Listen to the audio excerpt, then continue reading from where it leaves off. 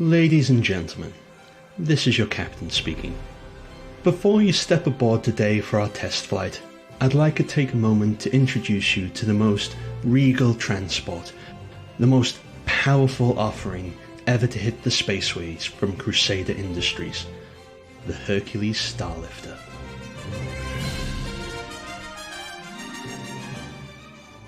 As with its namesake, the Hercules is made famous both for its incredible strength and potential for numerous far-reaching adventurers. When first encountering the Hercules, you'll be struck not only by its sense of quality, but by the respect it commands on any platform. With its dedicated rotating VTOL engines, 14 maneuvering jets, sizable retros, and 8 main thrusters with power-safe redundancies, Crusader has ensured the unparalleled sense of control you'll feel when flying a ship of this size and classification. As we move inside, let's travel to the cockpit where our adventure begins. The first thing any experienced hauler will notice is the tandem capabilities between pilot and co-pilot. And every aspect of the Hercules Starlifter interior has been tailored to ensure synchronicity of experience. Beginning with all this legroom the adjustable seating provides, a unified forward viewport, a shared control console, a centralized radar display, an internal locking mechanism to ensure you're not disturbed, and an easily accessible weapon rack, just in case you are. That's Crusader's commitment to quality, refinement, and comfort. Nestled above the deep heart of the Hercules Starlifter is the top deck, where everything else you need for your daily operations and maintenance of space life can be found. Power plants? The unsurpassable might of Hercules. Coolers? The unflappable will of Hercules. Quantum drive, the inexhaustible speed of Hercules. The enormous glowing thing in the back? Proprietary information owned and secured by Crusader Industries. But that's not all. The Hercules Starlifter also comes with the largest local inventory available on any Crusader Industries spacecraft, so you'll never have to leave home without it. Whatever it may be. The Hercules Starlifter habitation area comes standard with Crusader Industries' personal comfort package, including individual lighting for each bed with independent operation and 2 separate lavatories with our space-saving combination facilities unit, because you share a lot, but no one should have to wait to use the bathroom. The M2 Hercules Starlifter is built for transport, both big and small. That includes 12 reinforced safety restraint seats. But at the end of the day, there is only one area that towers above every other in terms of sheer impact and credit-making potential for any prospective Hercules Starlifter captain. The main attraction, the carrier of anything and everything, the cargo bay. Whatever your 12 labors, this Hercules can carry them all within its shielded, armoured, and closed underbelly. With its low-profile clamshell access doors and extendable ramp both front and aft, it has never been easier to load and unload cargo from a spacecraft. And with its colossal cargo capacity, you'll be set for any delivery to the farthest reaches of known UEE space. But that's not all. The Hercules Starlifter isn't limited to carrying standardized cargo containers. Oh no. It's primarily built for vehicle transport. You can spend weeks just discovering all the different combinations of ground vehicles and spacecraft the mighty Hercules can lift at once. And while the M2 Hercules Starlifter is available to those with proper UEE purchasing authorization, those who tread towards safer, more commercial pursuits will want to check out our C2 Hercules variant with additional cargo space and creature comforts. We hope you enjoyed this adventure aboard the Regal Hercules Starlifter from Crusader Industries. And don't forget to check it out for yourself on the showroom floor of this year's Invictus Launch Week, where you can experience its out-of-this-world majesty for yourself. On behalf of the entire shipbuilding team here at Crusader Industries, I'm Vehicle System Designer Mark Gibson saying, you can fly anything, but why not make it a journey worth taking? Invictus Launch Week is happening right now, with a variety of activities for Star Citizens to participate in, both in-game, on Spectrum, and throughout social media.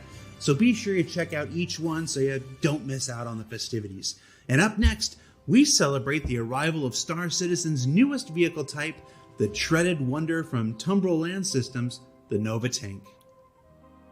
Why would a player want a tank in a game filled with spaceships? Probably because the big gun is a monster. That thing is nasty, and the fact that it can one-shot certain ships is ridiculous. I mean, you can take out anything kind of like in the Aurora size range. If you hit, you can do some real damage with that gun. The lore of the Nova is that it's like 300 years old if you compare it to modern day Star Citizen. And so this aesthetic obviously fits closer to more contemporary vehicle and military design, just a little bit more near future.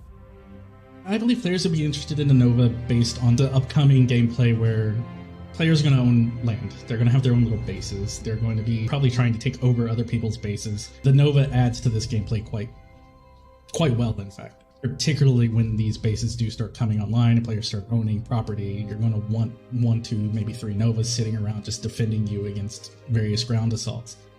I think that's going to be really fun. And I think for theaters of war, this tank would actually be so much fun, because it could totally be part of your crew's ability to take over a point before you then get on a ship and fly off the surface to a space station.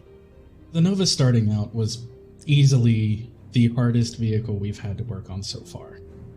The Tumbrel is sort of like the vehicle that I think kind of really represents multiple artists and designers and engineers and game designers and tech artists all literally at the same time trying to solve this problem. Sounds super simple, but like when a vehicle turns, a tank doesn't move its wheels, right? It does very differently. So there's a lot of similarities to a standard kind of wheeled vehicle like a buggy or something, but there's some really, really important differences. So what we did was bring online actually a brand new movement type that we call tracked vehicle. So what we wanted was a great tread scrolling that didn't look like tread scrolling. And one of the ways that we took this to another level was we actually put slots within the tread. One of the more challenging parts wouldn't be what you'd necessarily think would be really challenging, but was the cog. And it has grommets, I think is the term, but little teeth that actually intersect with each of the little areas within the tread.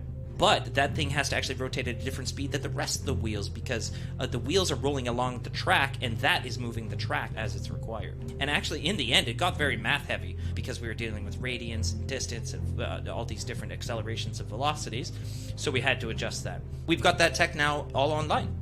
It's quite cool. The Nova works very well by itself. Go to your planet, spawn it, drive it around, shoot things, have fun. But there was a lot of consideration for how do we move this massive behemoth around, and that came to the Starlifter. These two were kind of meant to be together.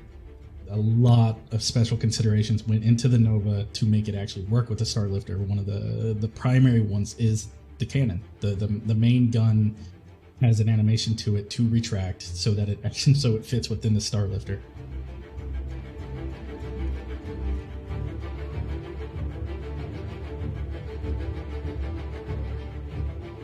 I think the exterior of this tank looks awesome, right? I just think it looks really cool. All the parts of the ship feel right. The scale feels right. The amount of tarnish that we have on the metals and the amount of wear that we have on the paint all feels right. It feels very grounded to me.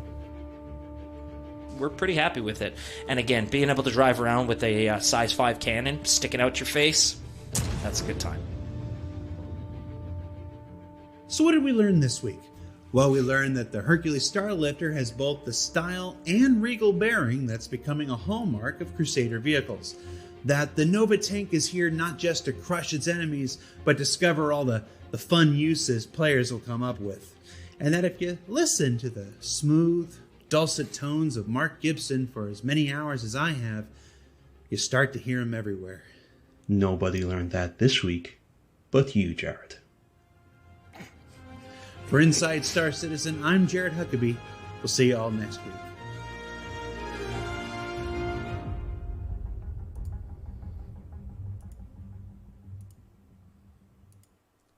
Hi, everybody. Welcome to another edition of Star Citizen Live Game Dev, Building NPC Behaviors. I'm your host, Jared Huckabee. And if you've never seen Star Citizen Live before, it's where we take about an hour out of the end of our week, hang out with some of our esteemed Cloud Imperium Games developers, either answer some questions, do a little back and forth. Sometimes we take a look at what they're working on. Today, we are doing something that we've never done in the 7 years I've been doing this for CIG. We are going to look at the actual process of creating NPC behaviors. And to do that, we are going to first introduce ourselves to some of our AI team folks. Fran, because you've been on the show before, we'll start with you. Who are you and what do you do for Star Citizen?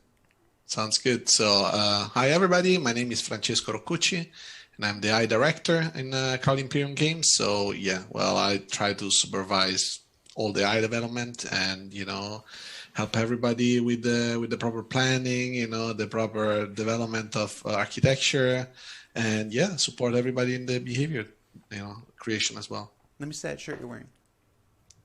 What, sorry? Let me see that shirt you're wearing. So, this is a very nice version of the Space Invader game. See? With Vincenzo, there's a Targ. How do you pronounce it, Jared? Targ in English? Tardigrade? Tardigrade? Exactly. I can never pronounce it correctly in English. In Italian would be tardigrado. All right, we'll go clockwise around. Dan, who are you, and what do you do for Star Citizen? Hey, I'm Dan Baker. I've been working at CIG for about 4 years now. I'm one of the game designers here. Currently working on the NPC behaviors, as this whole stream is about, and working on usables. And I spend most of my time writing design documents and playing around with data. Exciting. Jacob. The man with the blurred background. What are you trying to hide? Oh, you don't want to know. You don't want to know. Who are you and what do you do for Star Citizen? I'm Jacob. I'm a junior AI programmer, and I joined here about 3 months ago. So it's my first full-time job. It's my first job in the games development sort of sector. And I work on behavior as well, like AI behavior, but also like sort of the the backbone of it, like the implementation and the code and stuff like that. So excited to be here. What you right now see already live with the pilot security behavior is what Jacob has worked on already. Yeah, exactly. So if you have any complaints, should continue. No finger pointing. And last but certainly not least, Hayden. Who are you and what do you do for Star Citizen? Hello, I'm Hayden McElroy. I'm a junior technical designer, and I basically do what Dan does, just with a little less documentation. And the higher up you go, the more documentation you have to do. Right. Lucky you. And let's go ahead and mention Idris. Idris was going to join us today, but he's having some trouble joining on Zoom. So Idris, you're with us in spirit. All right. So Fran, this is cool. This is your program. We're all here to peanut gallery and just tell you where you're messing up and what you're doing wrong while you work. No pressure, and no pressure. Why don't you start us off? What is an NPC behavior and what are we doing? Sure. Basically, I think like all of us here work both on, some of us, again, as a programmer, work on some of the systems. We define, we design, and we build, implement. Some others, as the designers are mostly working with these systems, we build, and they, help us building. So the behaviors are mostly the brain of the NPCs, right? So the way we split the things is we try to build, first of all, as much as possible. It needs to be data driven to scale up, right? In this game, it's so huge. We need to just, allow the designers and content creator to create content that we use automatically, right? To patch the game and explain the game. And one of the things we want to show today is something that me and Dan have been working on, since a while, and I think we also show some sneak peek during the mostly during the monthly reports. But is the engineer behavior as an example of how we build a behavior from basically scratch, right? So how we define mostly what we want an activity to do, because we talk about behaviors in terms of activities usually. An activity is kind of a generic kind of representation of a job, right? It could be the engineering job, it could be the pilot security that Jacob has worked on, or the tourist that Aidan has been working on, something that the NPC can do, and that, eventually, I'm sure like a lot of people that are watching here, they saw the Tony's video, that was out this week, and all these things with the population manager. Oh, Idris, join us. But basically all this really cool population manager, and the visual NPC and something like this, we can basically spawn them in the right context, and their context is the activity of what they're trying to do and the environment in which they are in. So yeah, basically that is what a behavior is. And to achieve that, let's say an engineer, you have a lot of pieces that, we have to take care of. That is like building the environment or making sure that the NPCs understand the environment as well. And, and then there is the actual decision logic, decision flow. And what that means is that we try to abstract our thought process flow. Is like, oh, I want to find something that is broken. I want to repair something that is broken. And then how that basically construct the actual action that they need to perform. It tries to be as generic as possible, as modular as possible. And this is what we will see today. All right. Well, it sounds like something relatively easy, straightforward, and should have no trouble doing it within an hour. Yeah. So I try my best to be fast and not, because as a lot of people know, I talk a lot. So you guys need to try to interrupt me sometimes if I just speak too much. Yeah, cool. I think we're going to try and squeeze like months and months worth of work into an hour. So. Yes. So we are trying to focus on specific stuff. We'll see how much time we have. Of course, we can go more in detail. Maybe Jared, you can book us for another session after this. We can go more in detail later. Hey, I got to do this every Friday, so. All right. So we've got your screen share up on the cool. Stream now. Where do we start? So we start with, this is our engine, right? So this is, I think, been seen in the past, but basically this is an empty level, just like completely empty. This is what we use for testing, for development, and for actually trying and testing the proper environment. So what we'll do today, of course, is building a test environment. First of all, we need a platform where to be, because right now, if we jump in game, we're just floating in space and there is just pretty much nothing, we can do. So we will use what we call designer's tool. That is like a kind of solid creation tool. We can create like a platform. And the way we move around, we can build like different type of surfaces. Now we have an environment where we can place NPC. Now we are still in 0G, so if I still jump in game, I will still float around.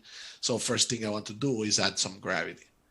I will go in the entity panel. I will search for what we call the gravity box. We drag it in. As you see here, there are like this little, this little square is where now gravity is. So if I go next to here, and I will jump in the game, I'm here. Cool. So I'm perfectly in the level. I can walk around. Let's take an NPC. As the company, is very complex in the process that we have to create from the character to the behavior. So let's say usually what we start is, let's say we want to do an engineer. In the parallel process, we have the character team that creates, the character like as the human body, and then all the loadouts that the engineer comes with.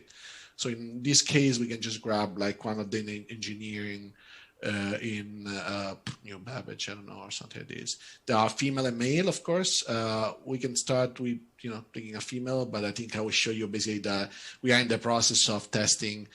Always like basically we start with some animation, is male or female, and then we transport that animations to the other type of skeleton rig. So some might be, depending on the time in which we are working on, they might be more or less polished, because of course we want to polish one first and then do the retargeting. So first of all, now we have this character, and that's what I wanted to show you, is basically in each character or each entity in general, it depends on the entity type, we can configure some instance properties, and some are are behavior related, right? So the one that we can show you here is that this is now assigned a behavior that is called PU engineer, or better, an activity that is called PU engineering.